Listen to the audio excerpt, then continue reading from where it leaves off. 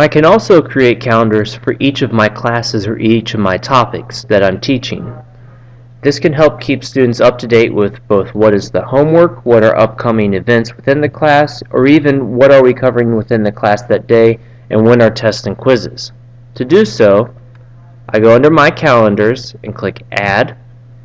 I can give the calendar a name that's specific to that event, so maybe first period geometry. I could put in a location if I wanted, or I could leave it blank. Does not matter. The important thing is I need to make my calendar public.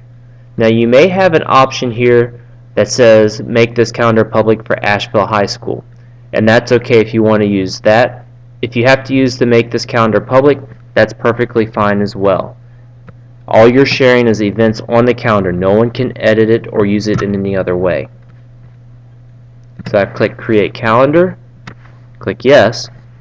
As you see, I now have two calendars. I have my personal, then I have this first period geometry calendar which I can later share.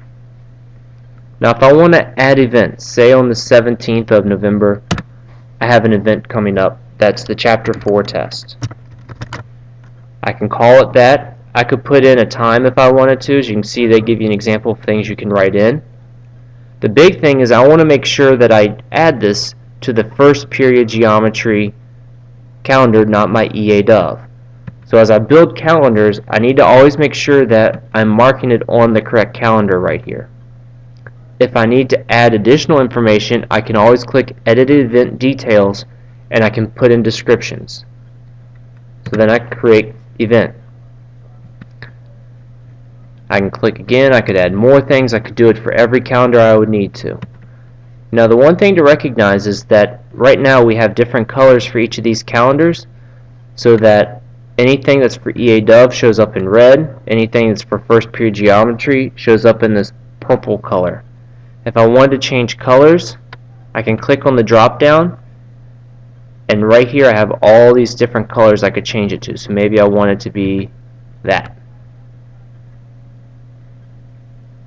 Now as I said, we want to be able to share our calendars. To do this, we go to Settings,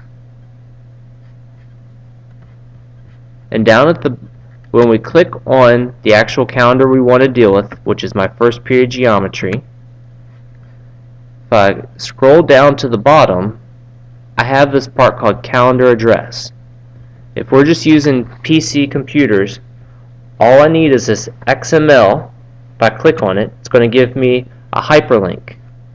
This hyperlink is what I need to share with my students, and this will give them access to this calendar. So if I copy this hyperlink and put it somewhere that my students can get it, I copy it, I'm going to put it in my NC State calendar that I have. On their end, once they have it, they may have their own calendar. Then they have this option for other calendars. They'll go Add. They're going to add by URL, and they can just paste in your URL. When they add the calendar, whatever color their computer shows it up as, it's now going to show up on theirs. So my personal again is in red, and this first period geometry is in this purple. And they could always change that themselves if they like. And that's the basics of how you can get your students attached to calendars for your class.